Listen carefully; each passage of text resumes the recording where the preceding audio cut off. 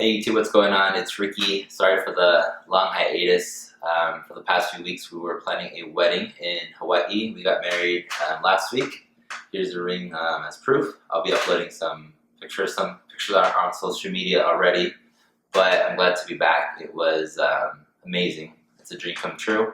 So the second episode of my channel is going to be on supplements that I've used on my cut. Because of the supplements and my diet and my training, I was able to finally be able to have a visible six-pack since my high school days, which is pretty cool.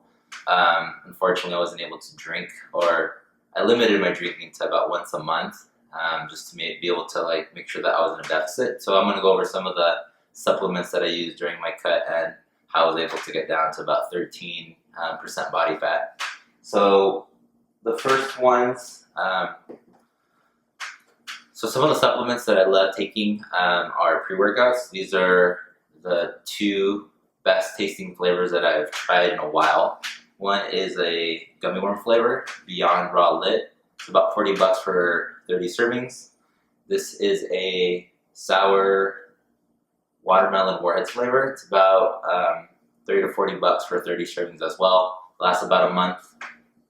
I recommend, especially if you want a kick to your workout and need that mental or that blood flow, that beta alanine, that feeling of being psyched and ready to hit the gym hard. I definitely recommend you invest in your pre-workout. I go based on flavors, so I'm very attracted to the sours, the watermelons, the fruity ones.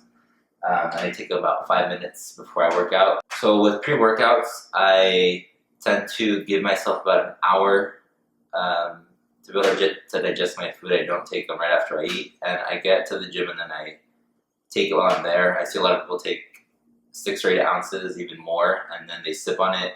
That to me doesn't give me that kick that I want in the gym. So I take it with about 2 to 3 ounces of water, and I mix it very well. Then I take it as a shot, and 15 minutes later I'm ready to hit the gym, and I feel pumped and ready.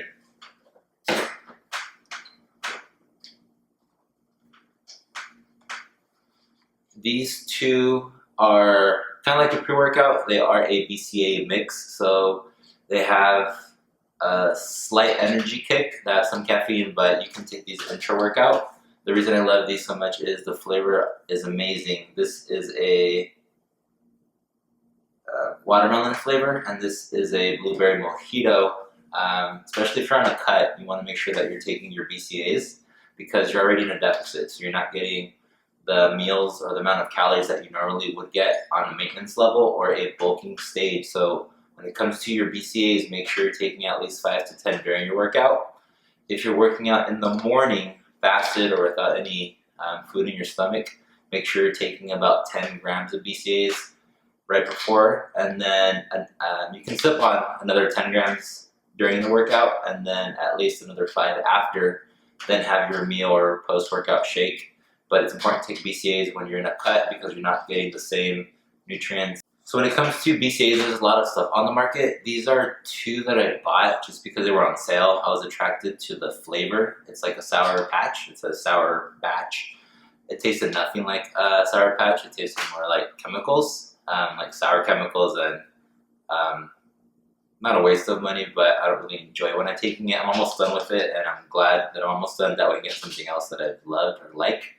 This is a purple wrath black cherry flavor from Controlled Labs.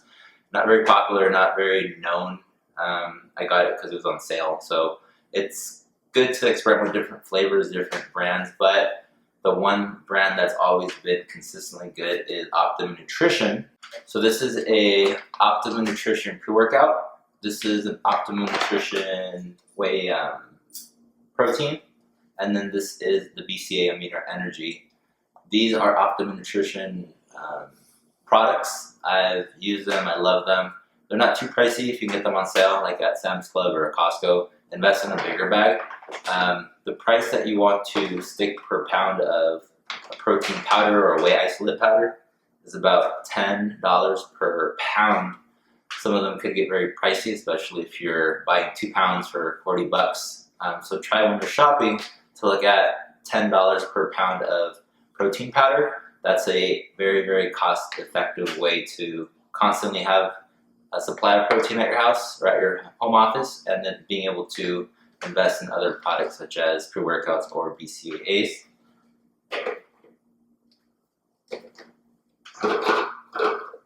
Alright, so shout out to Steve. One of my past coworkers told me about this pre-workout. It's a Beanox Betancourt Nutrition. It's strawberry lemonade flavor, and it has some testosterone booster or ignition. So when you take this, you feel as if your veins are pumping with oxygen and blood, and it gets you into that mental state of being able to focus on that mind-muscle connection. Not a lot of people know about this product, but it's very, very underrated. Shout out to Steve because he told me about it 5 years ago, and I still order it to this day.